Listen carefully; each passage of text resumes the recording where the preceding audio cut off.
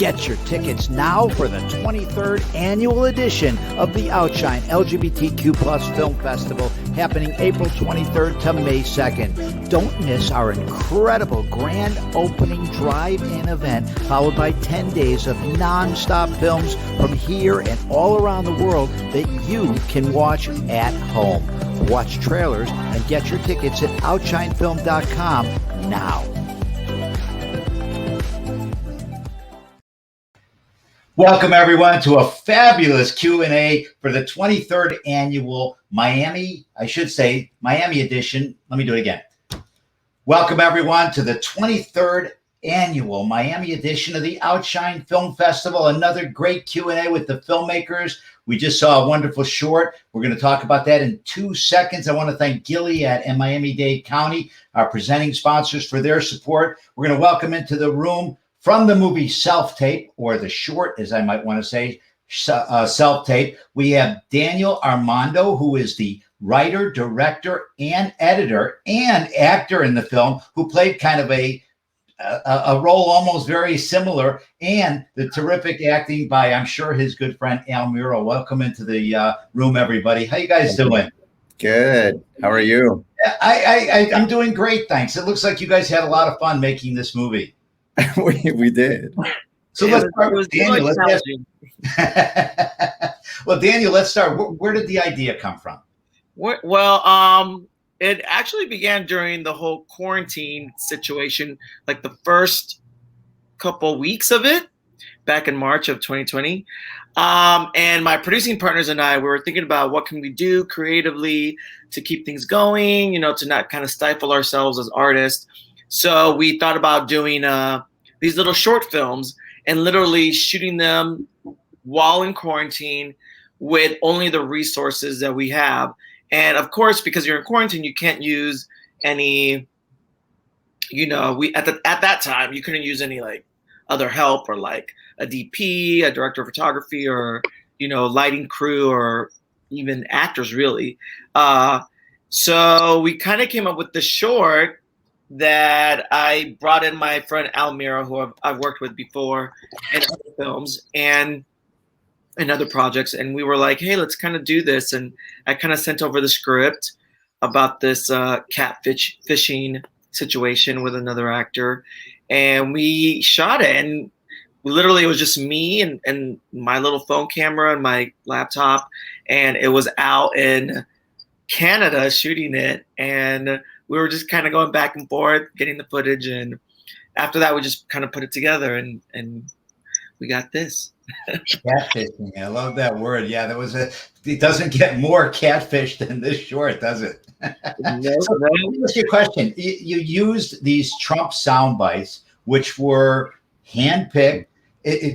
I was kind of throwing up inside because it took me through the era of when those words were actually said in real truth. Yeah. How many sound bites did you go to find the most disgusting? Because there were so many to pick from. So many. Well, the whole story is about this escalation. These two friends, and this one friend in particular who's convincing his other friend that he's a casting agent, which is a whole nother storyline in itself. But with the whole situation escalating, I was like, well, we should definitely get that kind of escalation in the setting of the whole story. So I felt like, okay, well, these characters are in quarantine, and kind of the sound bites were kind of like that escalation too, where you're kind of hearing Trump at the beginning saying that, oh, everything's fine. We got the coronavirus under control.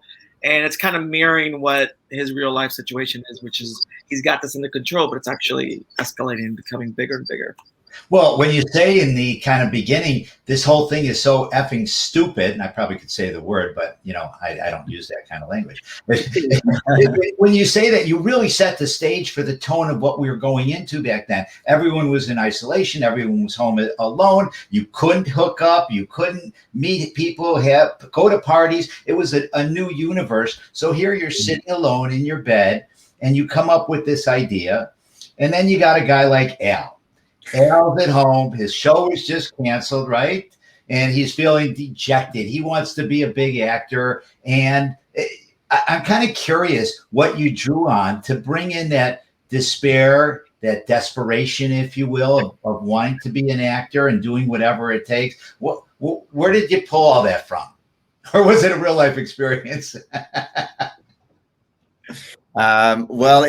Just to be clear, it wasn't. I don't even. Danny, what is my character's name? I am blanking right now. What am I even I know called? mine, Gary. I can't even. Wow, I can't believe I forgot who I'm playing. But anyways, it is so similar in a sense. It wasn't real life. I mean, I didn't have a show that was canceled. And I didn't really go through this stuff, even though at some point, because I think the ironic thing is that, some of the shots that I had to do were the same ones that my character had to do. And so at some point, I'm just sending all this footage to Danny. And I was telling a friend of mine that I was doing this thing. And my friend was like, but are you sure Danny's making a movie? I never thought of that. Yeah. This could be real life imitating itself.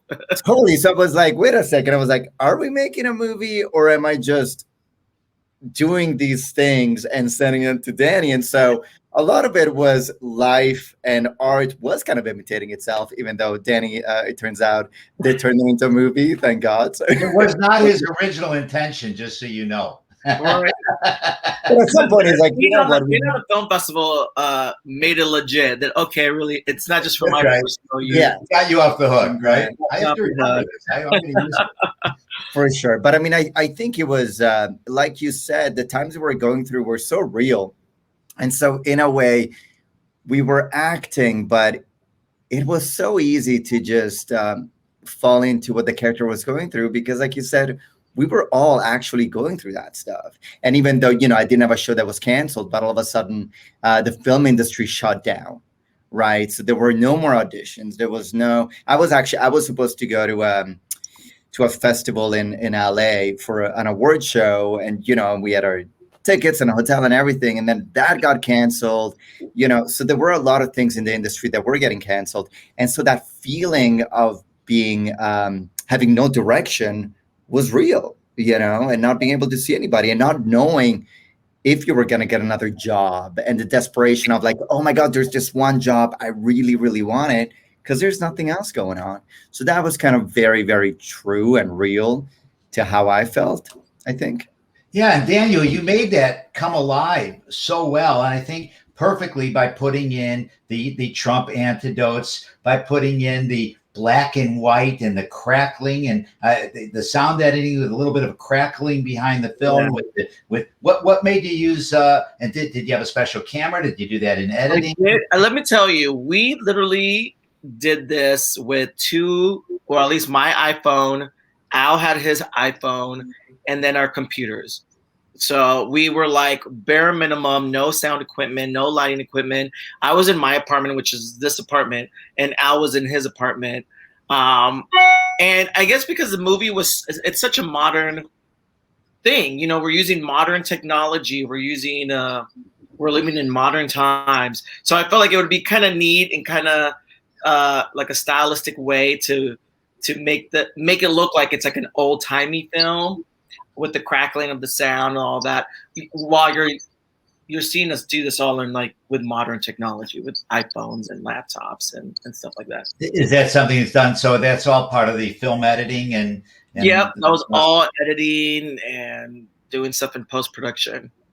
Wow, I mean, the way you had the crackling and the in film, how the I forgot what film is made of it for this second, but how the light came through it, and then you had some crackling in there too, to show that. Let me tell you, it's the whole movie, but it's you realize that this is all like a iPhone, and they're talking through Zoom and all that. So we use just the regular technology resources that we had.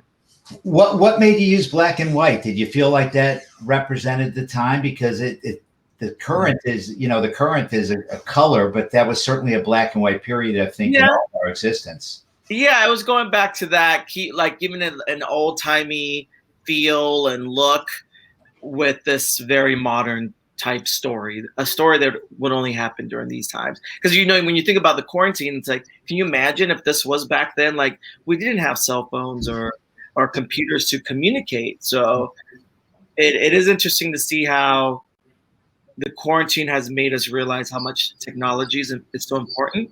And so for me, just for the look of the film, to make it look just a different look and give it like a juxtaposition to the modern way that we shot it, was to give it like this old movie timey kind of look. Yeah, and I think it added a little bit to the desperation of the time. Yeah, too. very bleak.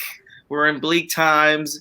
Everybody's isolated, and just to give it a little stylized look. Yeah, but if everyone would have just drank a little bit of bleach, we could have been out of this. Yeah, we could have. Wait, you guys didn't drink it?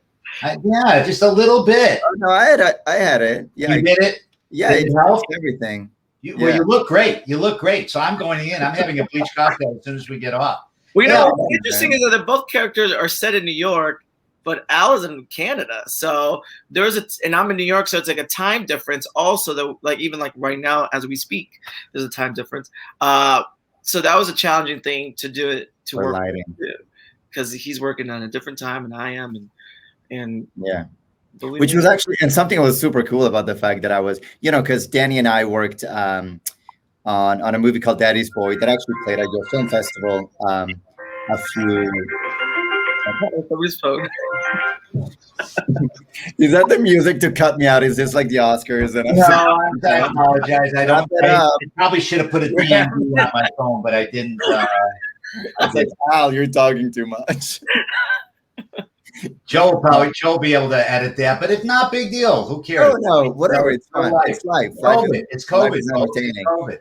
But what I was gonna say is that it was cool. We worked on a movie in 2016, I guess, that played at you guys' festival as well, and we hadn't worked together since. And part of the reason is that I'm in Vancouver, he's in New York, and this kind of the silver lining of the pandemic, I would say, is that we found a way to work together again, and actually create a project, even though I didn't have to go down to New York and I was able to do it from here. And that was like probably one of the coolest things that I realized early on about the pandemic is the new possibilities that came out of it. Al, how many takes did Daniel put you through on the masturbation scene? That was all up to him, really, because I was like, as a director, I could not be there with him. So I was like, just send me literally the character is. Send me do whatever you want to send me. No, I did have you though. You were there. Oh, that's right. And some of that. Oh, you conveniently forgot that, Daniel.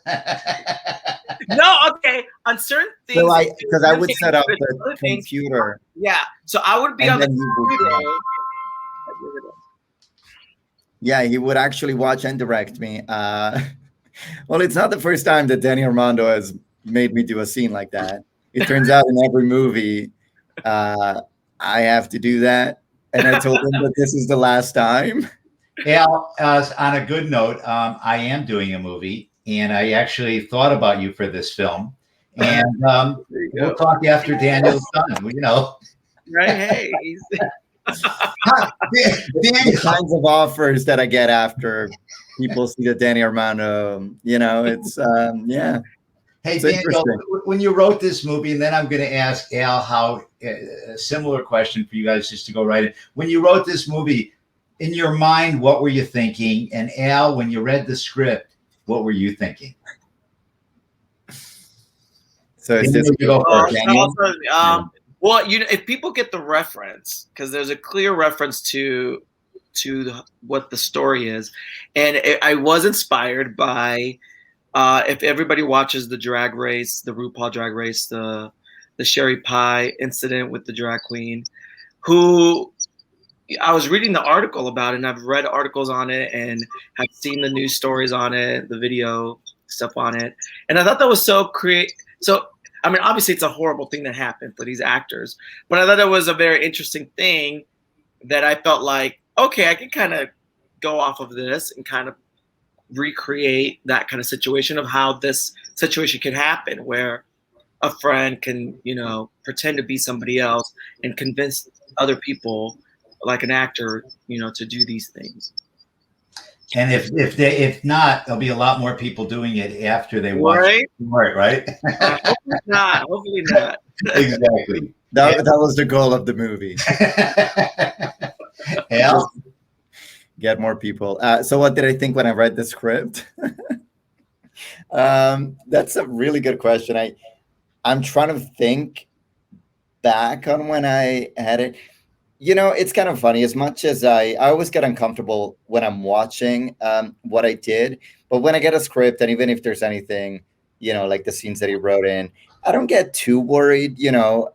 I'm always just happy to work and find a character and tell a story. And because I've worked with Danny before, I wasn't surprised.